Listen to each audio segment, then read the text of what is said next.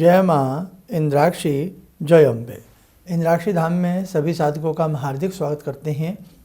आइए इस अंक में हम बात करते हैं, यदि आप नवरत्न की अंगूठी या नवरत्न धारण नहीं कर पाते हैं तो उसके एवज में हम क्या कर सकते हैं। बल्कि हमने ये देखा है, प्रमाणिक रूप में देखा है कि नवरत्न से ज़्यादा कार्य करते हैं नवग्रहों की साधना। छोटा सा अंक है, आपने ज्ञान विज्ञान के लिए, ज्योतिषीय ज्ञान विज्ञान के लिए इसको ज़रूर सुनिएगा।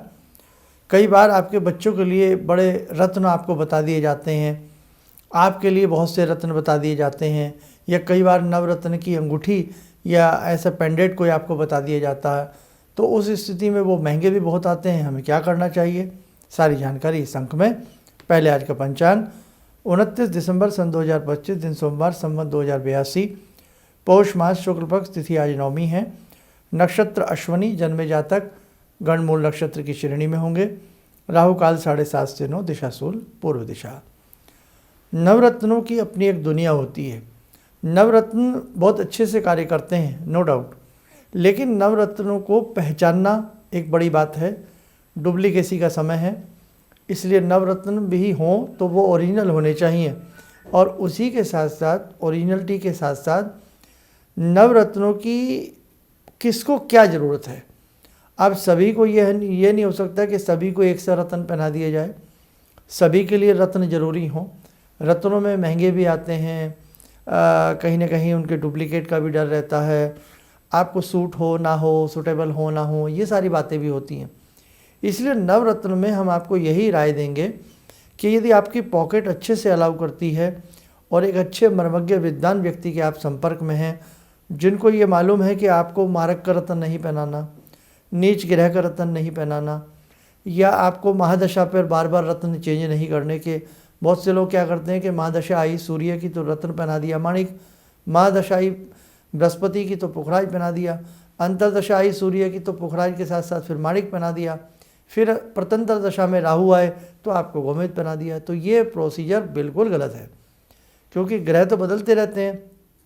दशा, अंतरदशा और प्रतंत्र दशा, अंतर और प्रतंत्र, ये शीघ्र बदलने वाले हैं। तो इसमें बार बार आप रत्न कैसे बदलोगे।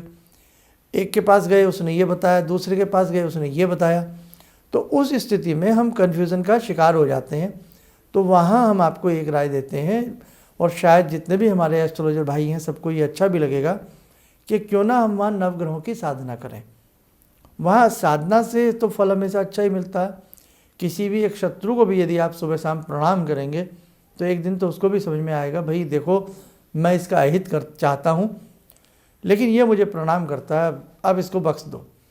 तो ऐसी ही स्थिति नवग्रहों की साधना में होती है। कितना भी कुटिल ग्रह आपके प्रति क्यों ना हो, लेकिन यदि आप उस ग्रह की अच्छे मन से नवग्रहों की साधना आराधना करेंगे, आपको पूर्ण फल मिलेगा।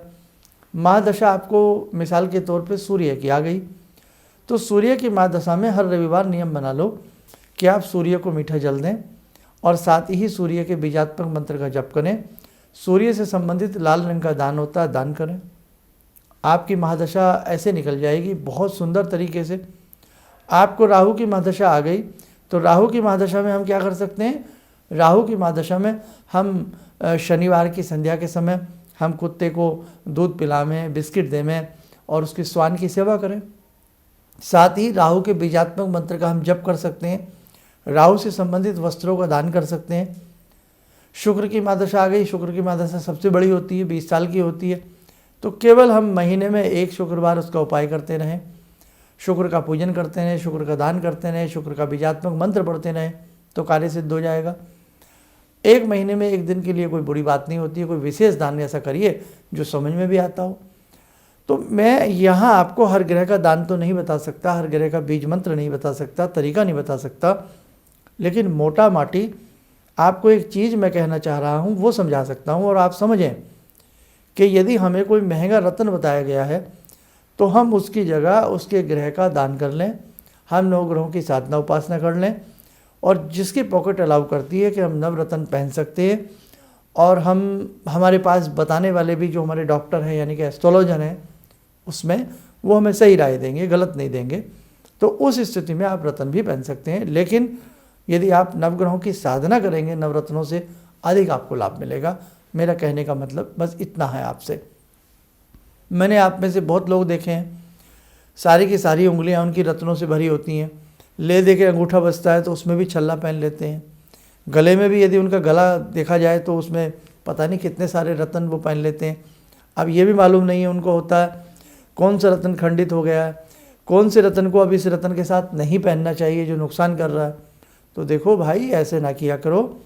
ये पूरा एक प्रोसीजर होता है, पूरा एक इसका तरीका होता है, पूरा इसका एक मैथमेटिक्स होता है कि किसको कौन सा रत्न पहनाया जाएगा, महादशा का पहनाया जाए, अंतरदशा का पहनाया जाए, या प्रथम पंचम या नवम भाव का, भाग्येश भाव का पहनाया जाए, या कौन सा ग्रह आपका प्रबल नहीं है, जिस ग्रह की वजह से आपको क्षति हानि हो रही है उस ग्रह को प्रबल बनाने हेतु आपके साथ ये किया जाए। शायद इस मेरी बात से सभी सहमत होंगे कि ये तो इसमें कहीं कोई संशय नहीं है, किंतु परंतु नहीं है, यटपट नहीं है कि नवग्रहों की साधना नवरत्नों से निश्चित रूप में आपको सुंदर लाभ देगी। और हम यदि किसी ग्रह की साधना करते हैं, दान करते हैं, वो बहुत दूर तक पहुंचता है। एक तो ग्रह की पूजा हो गई, आपका ग्रह प्रसन्न हो गया, और यदि हमने नवग्रहों के लिए हमने राहु का ही दान किया, हमने कुत्ते का ही पेट भरा, तो इसमें बुरी बात क्या है। हमने कुत्ते को दूध पिलाया, हमने चींटियों के बिल पर जाकर के दाना डाला, इसमें बुरा क्या है। हमने मंगल के दान के लिए मंगलवार बैल को गुड़ खिलाया, मीठी रोटी खिलाई, काग को मीठी रोटी डाली, इसमें देखो ना हम सेवा भाव में भी चले गए, हमने उनकी भी सेवा की, किसी का पेट में भी अच्छी चीज़ जा रही है ना।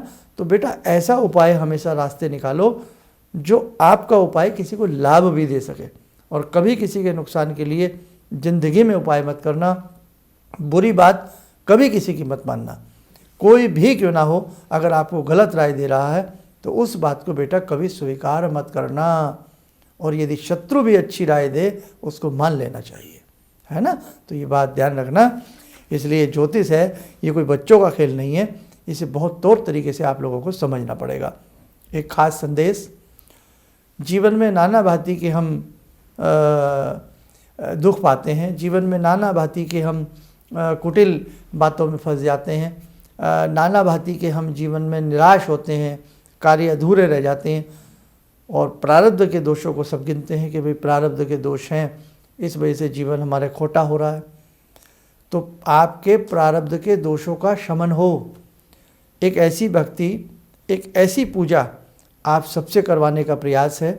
5 अप्रैल को जो भी साधक इसमें आना चाहें, आपका हम इंद्राक्षी धाम की तरफ से स्वागत करते हैं। आप आवें, वहाँ आकर के उस दिव्य पूजन को करें, ताकि आपके जीवन के कार कंटक संकट आपके दूर हों, प्रारब्ध के दोषों को आपके शमन हो। जो साधक 14 दिसंबर की पूजन में आए होंगे, हमें पूर्ण विश्वास है जगत जननी का उन्हें आशीष मिलेगा, और उन्हें वहाँ आकर के लगा भी होगा कि वास्तव में हमने जगत जननी की पूजा की है। तो बेटा, जिसका भी मन है इस पूजन में आने का, रजिस्ट्रेशन की कोई शुल्क नहीं है, वहाँ पूजन करने का कोई शुल्क नहीं है, ये निस्वार्थ भाव से सभी के लिए एक विशेष पूजन है। तो इस पूजन में आने का आप लोग प्रयास जरूर करें। कितने साधक आ रहे हैं, कहाँ से आ रहे हैं, इसके लिए नाम नंबर रजिस्टर कराएं। सुबह 11 से सायं 5 के बीच, रविवार अवकाश रहता है, ये ध्यान रखें। और दूसरी बात, महीने के 2 रविवार में शक्ति उपासना सत्र किया जाता है, उसमें भगवती भवानी और साधनाओं से संबंधित चर्चाएं होती हैं, प्रवचन होता है, और उसके बाद भगवती से आपके लिए, आपके कष्टों के लिए पूजन किया जाता है। तो इसमें साधक इसमें भी भाग ले सकते हैं। ये रविवार को होता है, महीने के दूसरे रविवार और महीने के चौथे रविवार। समय है उसका 11 बजे से लेकर के 1 बजे के बीच में, 2 घंटे का इसका पीरियड हमने रखा है। और इसमें मैं यही चाहूँगा कि अभी बहुत दूर दूर से लोग अपना नाम लिखवा लेते हैं, तो मैं यही कहूँगा बहुत अधिक दूर से आने वाले जितने भी साधक हैं वो बड़े प्रोग्राम में आने का प्रयास करें। और रविवार का जो ये कार्यक्रम चल रहा है, इसमें आसपास जैसे गुड़गांव, फरीदाबाद, गाज़ियाबाद, दिल्ली, मेरठ, मुजफ्फरनगर, आसपास के जितने भी लोग आ सकते हैं तो ज़रूर उनका वेलकम है। और उसी के साथ साथ यदि आप दूर से किसी काम से दिल्ली भी आ रहे हैं और दिन रविवार का पड़ रहा है, महीने का दूसरा और चौथा, आपका भी वेलकम है ना। लेकिन 5 अप्रैल के कार्यक्रम में मैं यही चाहता हूँ कि आप लोग आने का प्रयास जरूर करें। समय और चल आज की ध्यान साधना का जुड़ते हैं जगत जननी माँ जगदम्बा से। ओम सिन्दूरारुणविग्रहां त्रिनयनां माणिक्यमूले स्फुरात् स्तारानायकशेखरं स्मितमुखी बापेन वक्षोरुवां पाणिभ्यामलपूर्णरत्नचषकां रत्नोत्परां बिभ्रति सौम्यां रत्नघटस्थरक्तचरणां ध्यायेत् पराम् अम्बिकां खड्गं चक्रगदेषु चापपरिगान् शूलम्बुशुण्डिं शिरा शङ्खं संदधतीं करे स्त्रीनयनां सर्वाङ्गभूषावृतां नीलासमद्युतिमास्य पाददशकां सेवे महाकालिकां यामास्तो स्वपितैः हरो कमलजो हन्तुं मधुं कैटवम् विद्युद्दाम समप्रभां मृगपते स्कन्दस्थितां भीषणां कन्या विहकरवालखेटविलसा धस्ताविरासेवितां हस्ते चक्रगदाशिखेटविशिखां चापं गुणं तर्जनीं विप्राणामलिलात्मिकां शशिधरां दुर्गां त्रिनेत्रां भजे। कवच बना लें, ध्यान करें, जगत जननी का सुभाषी हम सब के ऊपर बरस रहा है।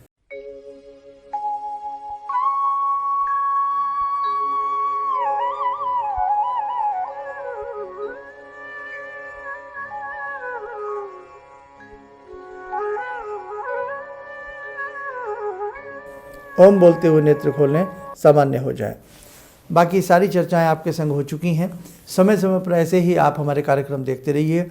कुछ ना कुछ नया सुझाव, नई चर्चा आपके संग करने का हम प्रयास करते रहेंगे। आप सब लोग स्वस्थ रहें, सुखी रहें। इन्हीं शुभकामनाओं के साथ हम अपनी वाणी को विराम देते हैं। जय जय अम्बे। किसी भी समस्या के समाधान के लिए मिले प्रसिद्ध हस्तरेखा एवं वास्तु विशेषज्ञ प्रोफेसर धर्मेंद्र शर्मा जी से। नोट: शिविर में भाग लेने हेतु एवं व्यक्तिगत रूप से मिलने के लिए कॉल करने का समय सुबह 10 बजे से शाम 6 बजे तक। हमारे विभिन्न ज्ञानवर्धक कार्यक्रम देखने के लिए आप हमें अभी सब्सक्राइब करें, बेल आइकन को प्रेस करें ताकि आप देख सकें हमारा कार्यक्रम सबसे पहले। और अधिक जानकारी के लिए फेसबुक पेज को लाइक करना न भूलें।